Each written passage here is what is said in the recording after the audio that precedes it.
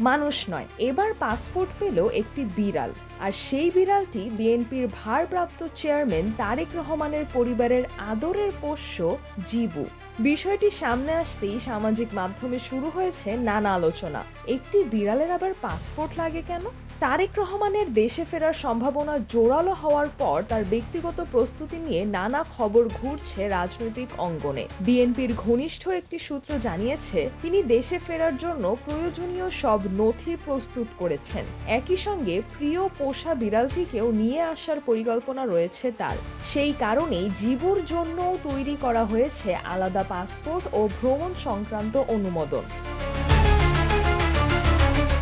বর্তমান বিশ্বে কেবল মানুষের নয়, পোষা প্রাণীর ক্ষেত্রেও বিদেশ ভ্রমণে বিশেষ পেট পাসপোর্ট বা স্বাস্থ্য সনদ রাখা বাধ্যতামূলক। এটি কোনো বিলাসিতা নয়, আন্তর্জাতিক নিয়ম। পেট পাসপোর্টে সাধারণত যেসব তথ্য থাকে তা হলো প্রাণীর পরিচয়, মালিকের তথ্য, সব ধরনের টিকার রেকর্ড, বিশেষ করে র্যাবিস টিকা, স্বাস্থ্য পরীক্ষা, অনেক ক্ষেত্রে মাইক্রোচিপ সংযোজন। এই নিয়মগুলোর মূল উদ্দেশ্য হলো এক দেশ থেকে আরেক দেশে পোষা প্রাণীর মাধ্যমে যেন কোনো সংক্রামক রোগ ছড়িয়ে না পড়ে।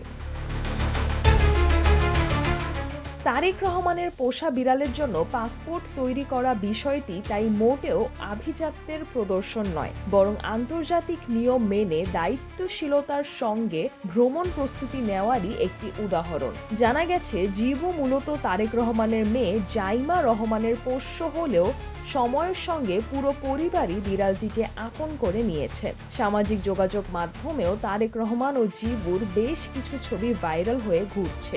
এক সাক্ষাৎকারে তারেক রহমান নিজেও প্রাণী প্রেমের কথা উল্লেখ করেছিলেন। সব মিলিয়ে তারেক রহমানের দেশে ফেরার আলোচনার পাশাপাশি তার পোষা বিড়ালের পাসপোর্ট নিয়েও এখন নেট দুনিয়ায় সমান কৌতূহল। ফিজরাতুল আভা, দৈনিক আওয়ার।